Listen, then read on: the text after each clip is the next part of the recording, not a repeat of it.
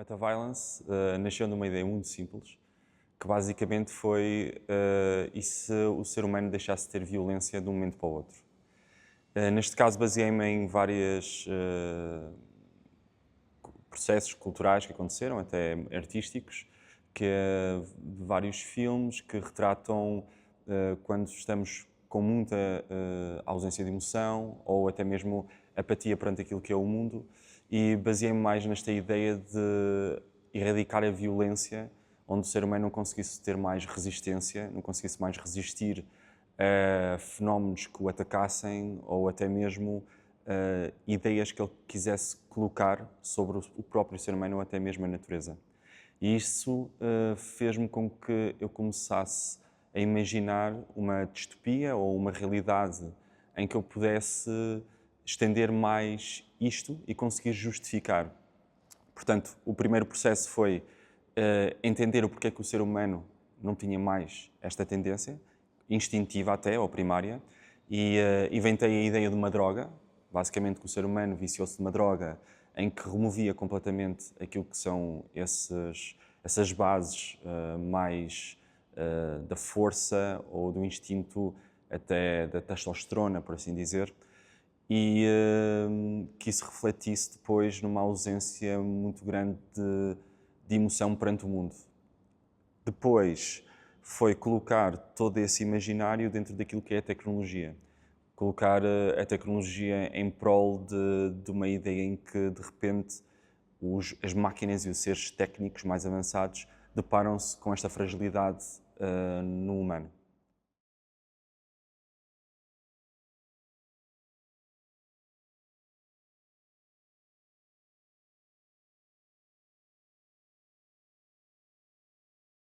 Aquilo que eu procuro, aquilo que eu procuro nesta peça é muito entender, afinal, o que é a violência. Ou seja, nós vivemos num mundo em que a violência é o tema. Isto de ferir, de agredir, e estatisticamente aquilo que é a violência física tem baixado bastante para começar a entrar outros tipos de violência que muito provavelmente não conseguimos ver logo de imediato. Ou seja, violências invisíveis que hoje em dia têm cada vez mais força, que são as violências ecológicas da natureza, seja estas questões da alteração climática ou mesmo formas como se processa de hoje em dia certos tipos de clima em que têm atos completamente violentos que não estávamos habituados, e mesmo por mão humana, neste caso os incêndios, etc. Mas também a questão da violência doméstica, embora a minha peça não ande por aí, como as violências invisíveis das violências políticas, de leis que oprimem sociedades e comunidades.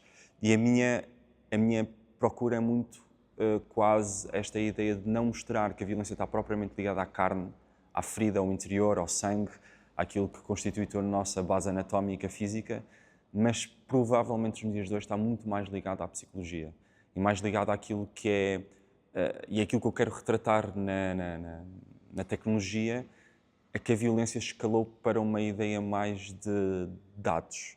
Ou seja, nós de repente tornamos-nos não pessoas, eu, por exemplo, João Pedro Fonseca, mas tornei-me um João Pedro Fonseca _, ou seja, quase que não temos nome concreto, conhecem-nos mais por username de Instagram, username de Facebook, e isso é um grande fenómeno de como tornamos de hoje em dia números e não tão propriamente uma pessoa que estamos habituados a ter este contacto físico, a falar, etc. E isso por si só já é uma grande violência que está a começar a ter cada vez mais ênfase na sociedade. Esta droga que eu concebi é uma droga fictícia em que eu criei um site falso chamado Metaviolence.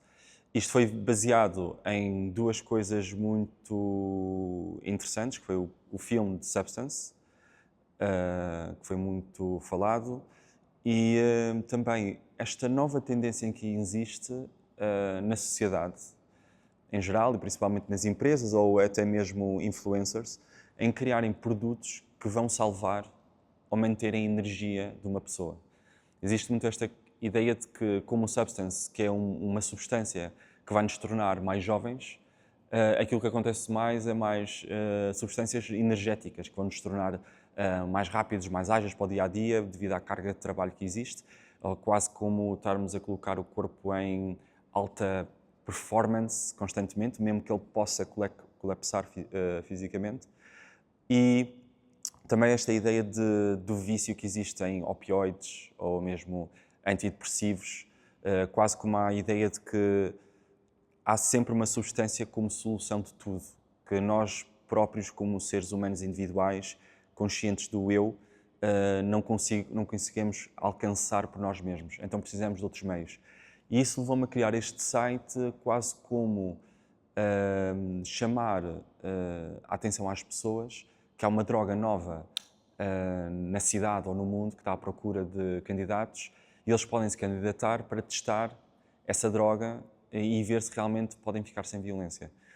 Esse site, eu para poder torná-lo mais real, sem ser só pelo site, porque depois é uma coisa anónima e não podia dar a cara, então criei uma conta falsa, uma ou duas contas falsas, no Instagram para conseguir disseminar os vídeos.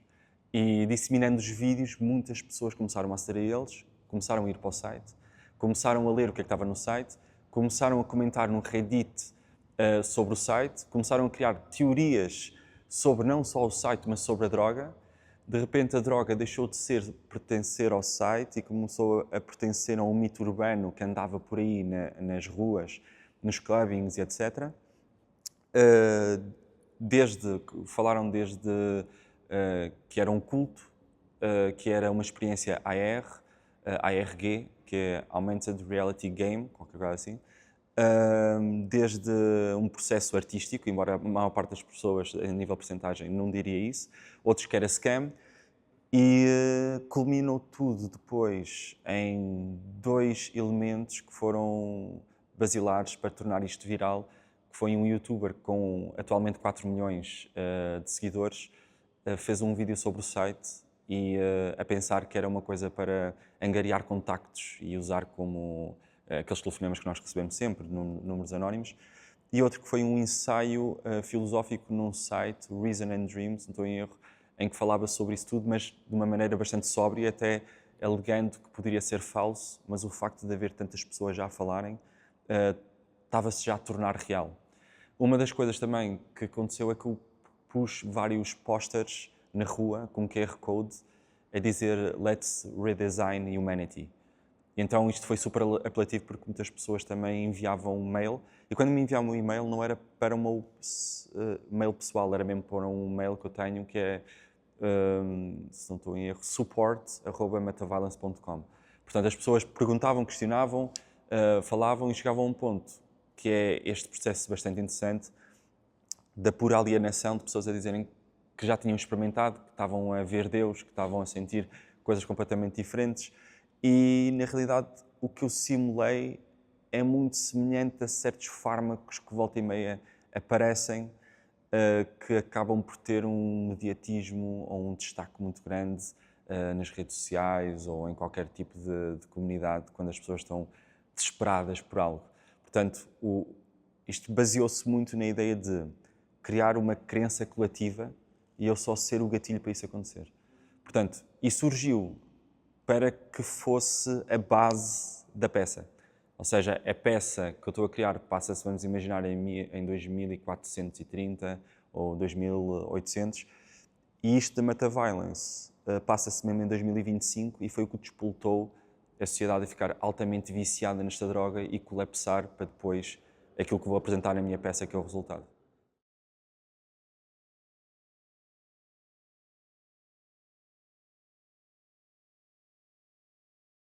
O espetáculo parte de muita tecnologia, e quando me digo muita tecnologia, já estou a afirmar também que as luzes, o fumo também é um processo tecnológico, mas abstraindo disso, mesmo a questão tecnológica, eu criei uma estrutura que dei o nome de Metavial, que é uma estrutura, vamos por assim dizer, que foi concebida pelas máquinas e pela inteligência artificial para escanear e tirar dados dos humanos.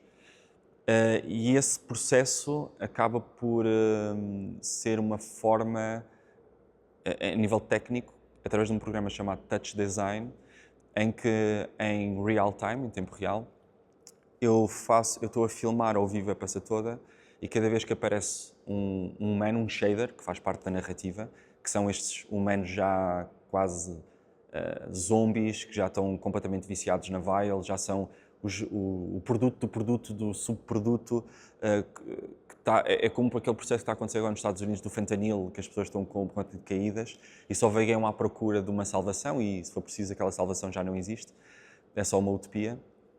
Esses shaders vão para esse metavial e sobem à estrutura e nessa estrutura ficam suspensos numa manga plástica que está a 3 metros e eu de baixo, porque entro na peça como operador, filmo e capto através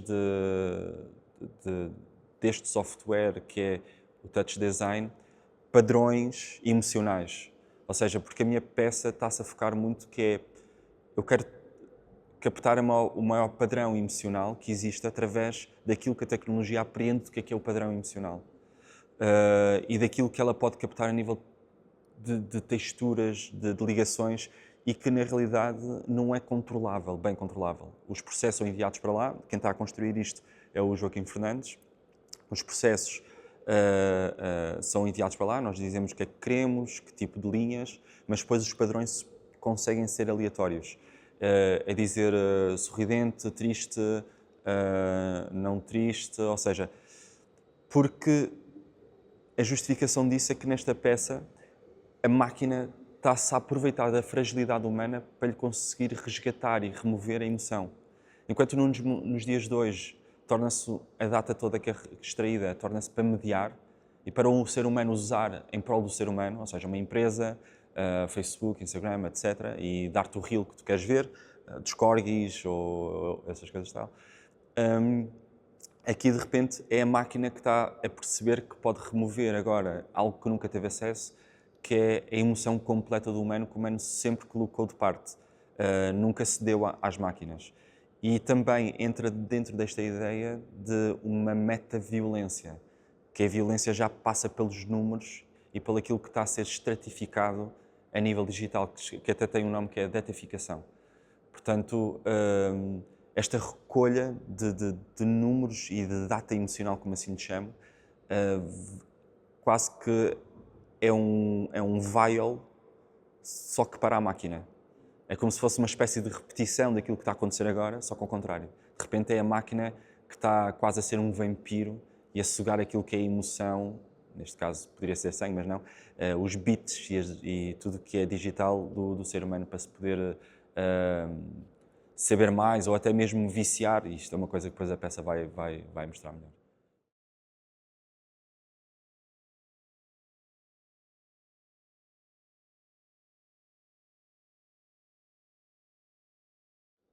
É uma boa questão. Na realidade, aquilo que acontece nestas peças, quando há muita máquina, nos dias de hoje, aquilo que fazemos é sempre uma simulação. Eu não consigo dizer, por exemplo, que a minha peça é uma perspectiva daquilo que vai acontecer nas máquinas, porque nenhum ser humano consegue se meter num papel das máquinas, é impossível. E já nenhum ser humano consegue se meter num papel de outro ser humano, é muito complexo, principalmente quando falamos da dor, porque não é quantitativo, é muito complexo. Mas aquilo que o ser humano eu tento fazer aqui nestas ficções ou nestes teatros híbridos especulativos é que é mais uma espécie de pedra ou centro para que a máquina consiga dialogar. Ou se calhar explicando melhor o ser humano acaba por ser um ativador. Um ativador que basicamente dá corpo à máquina. Porque na realidade isto é complexo, ou seja, esta peça está a ser vista por seres humanos. Não está a ser visto por máquinas ou por entidades espirituais, embora eu gostasse imenso, espero um dia conseguir fazer isso. Portanto, se as máquinas estiverem a agir todas, elas não estão a ser vistas por ninguém, portanto, acaba por ficar meio isolada, como aquela árvore que cai no meio da floresta, ninguém a ouve no meio desta vastidão.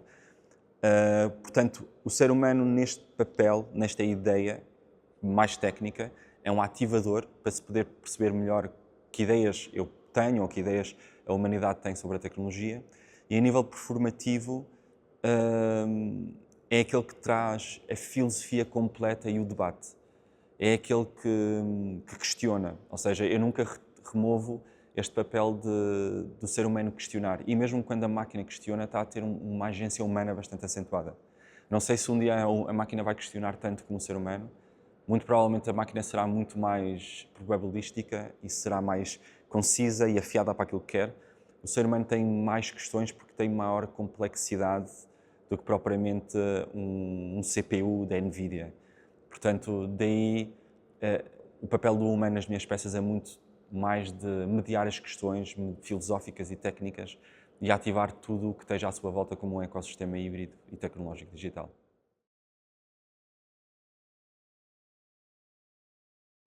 Eu vou-te ser sincero, que é, eu nas minhas peças eu tenho um trabalho muito pessoal, muito isolado. E é curioso porque, na realidade, eu tenho este problema que é, como vim de pintura, pintei muito durante muitos anos, fiz pintura nas Belas Artes, eu vejo sempre o quadro final. É muito complexo para mim eu criar algo e ser uma coisa em construção em que eu não tenha quase o produto final. Ou seja, eu quando fiz esta peça, como todas as outras, eu desenho primeiro como eu quero ver o fim ou o meio e já lá está aquela tela. E a partir daí começo a construir a narrativa. É um bocado estranho, porque quando estou a trabalhar com outras pessoas que não funcionam assim, pode ser até meio ambíguo, porque como estou a ver tudo e depois estou a explicar, parece que a peça já está toda feita. Trabalhar com a Lua e com a Inês nesta peça, neste caso eu quero em cor, nome artístico, tenho que me habituar, elas basicamente não sabem quase nada. Não, elas sabem, eu já lhes expliquei tudo, mas a nível de interação com aquilo que é o dispositivo, ainda não sabem bem o que é que vai acontecer a nível performativo. Sabem a teoria toda, como estou a explicar, mas performativo também não. E porquê é que isto acontece? Acontece porque a componente tecnológica é algo que tem que ser praticado com tudo montado.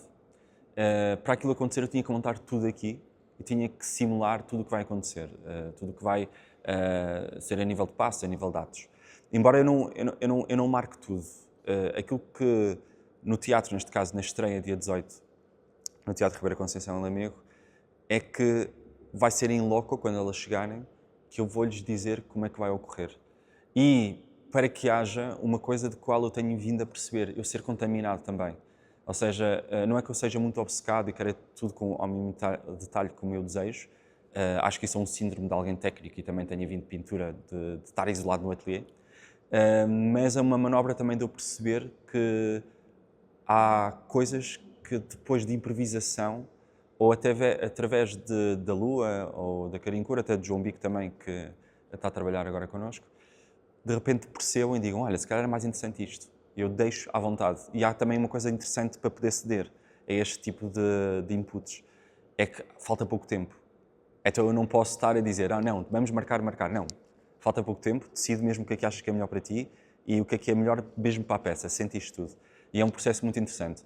E também tenho que referenciar que o facto de também estar a lidar sempre com a Carincura, a Lua, o João aqui nas Zabra, neste espaço, já contribui também para repensar a peça, para poder perceber e entender durante este processo criativo.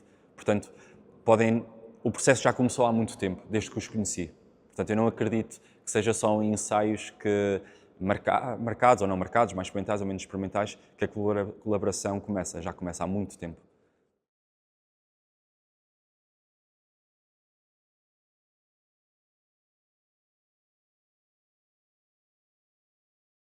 Face às vozes do Albano e da Mariana Monteiro, primeiro tenho que dizer sobre eles. O Albano já o conheço há algum tempo, tornamos-nos bons amigos, considero mesmo ele um grande amigo e acho que é uma das melhores pessoas que eu conheço e eu estou sempre a lhe dizer isso. Ele, super humilde, vai dizer que não, claro, como sempre. E eu, a trabalhar com ele, sempre tive uma sensação de paz.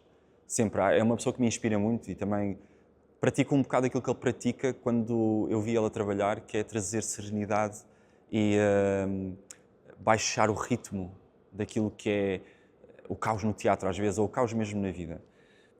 E a forma como ele lida com as pessoas, e a sensibilidade que tem também com a tecnologia, porque ele também está a trabalhar num outro projeto, comigo e com o Carincur, é muito emocional E é algo que necessitamos cada vez mais, desta emoção e questões também mais maduras que ele tem, porque às vezes uma pessoa quando é mais jovem tem aquelas coisas mais de frescas e querer colocar logo no caminho, ou seja, há ali uma maturidade bela que eu vejo e além de mais também a nível profissional é uma pessoa extremamente incrível, do qual eu confio totalmente, portanto a voz dele é fenomenal, portanto eu não posso abdicar daquela voz, ainda por cima conhecendo tão bem.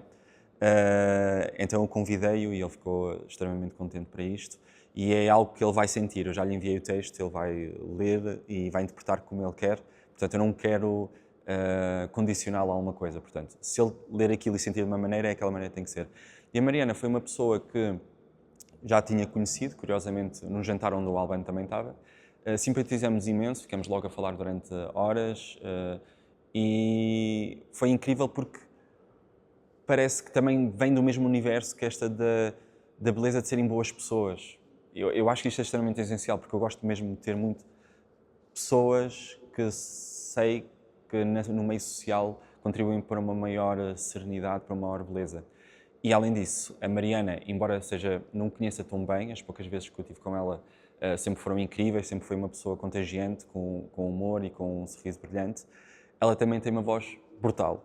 Ou seja, são duas vozes incríveis, são duas vozes que conseguem interpretar estas duas pessoas, estes dois shaders humanos condicionados à não violência, de uma maneira que eu acho que vai ser completamente complementar para a peça e fundamental que lhe amplie ainda mais o universo.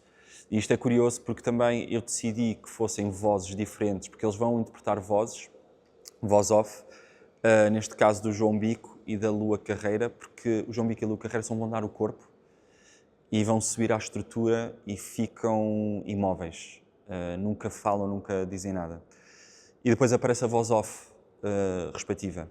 E eu pensei em vozes diferentes porque, na realidade, quando se extrai memórias, se extrai emoções, e acho que é muito difícil separar emoções de memória, porque ambos estão muito conectados, e isto dava tema para o António Damasio, estarmos aqui horas e horas, mas muitas vezes nós olhamos para trás para uma memória e ela não está bem coincidente com aquilo que nós somos ou éramos. É muito complexo. Eu acho que há memórias que eu tenho que não são reais. E acho que há muitas pessoas que têm memórias que não são reais. São um acumular de experiências que vão esculpindo aquilo que está lá atrás. Principalmente esta ideia de traumas. Os traumas nunca são relembrados. Eles são sempre camuflados de alguma maneira. E eu já tive muitos períodos da minha vida, em certas memórias, eu não me lembrava muito bem da minha voz. E vi também que pessoas com Alzheimer, ou até mesmo pessoas com um estado de demência muito agravado, seja por motivos, infelizmente, desde cedo, ou felizmente mais de velho, que é melhor, confundirem memórias com pessoas da televisão, ou confundir memórias com o melhor amigo, e pensarem mesmo que é aquela pessoa, até verem-se ao espelho e não reconhecerem a própria pele, a própria carne. E isto é curioso porque, neste caso da ideia do vile, da metaviolence, e no humano, na ausência de violência, a narrativa recai também muito nesta ideia de não reconhecimento de que aqueles já são. De tanto procurarem o eu e estarem desesperados é que haja uma salvação para aquela ideia de estarem em estado de colapso completo. Eles já próprios não se conhecem, não se revêem, e a própria roupa também é uma ideia disso, pois a identidade deles está altamente tapada. Ou seja, são espectros ambulantes, sem qualquer tipo de memória.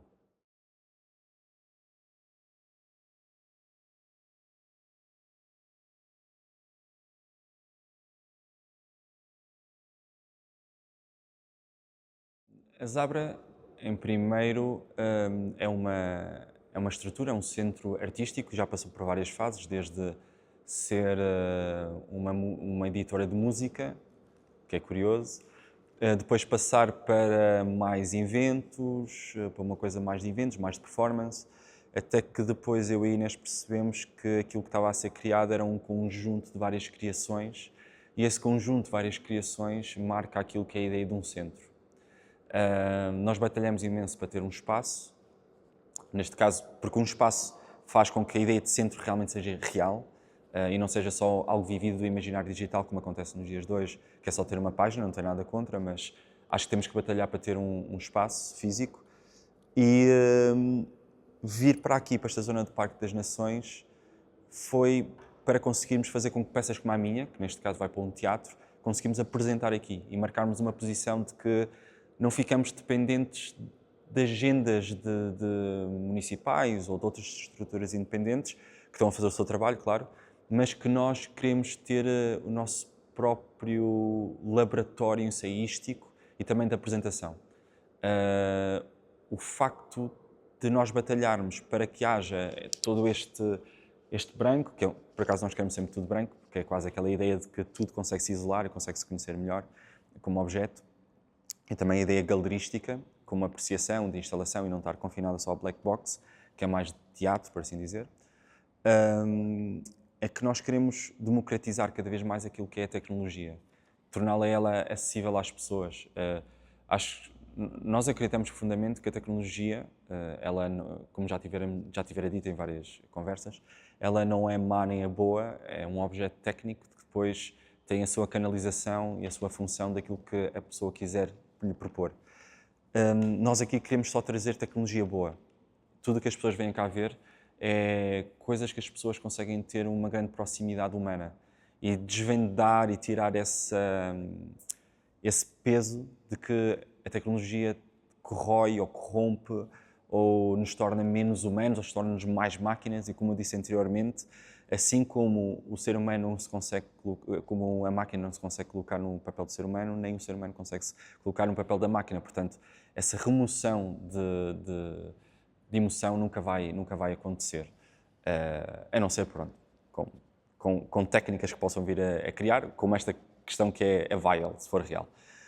Portanto, este espaço, mais do que um espaço de apresentações de peças, mais do que um espaço de criações artísticas, é um espaço também de proteção, um espaço de ampliação de ideias filosóficas, humanas e, acima de tudo, expandirmos cada vez mais aquilo que nos define enquanto humanos e a natureza e a tecnologia e tudo o que nos rodeia, que é sermos seres sensíveis, permeáveis e altamente emocionais. João Pedro, muito obrigado. Obrigado, eu.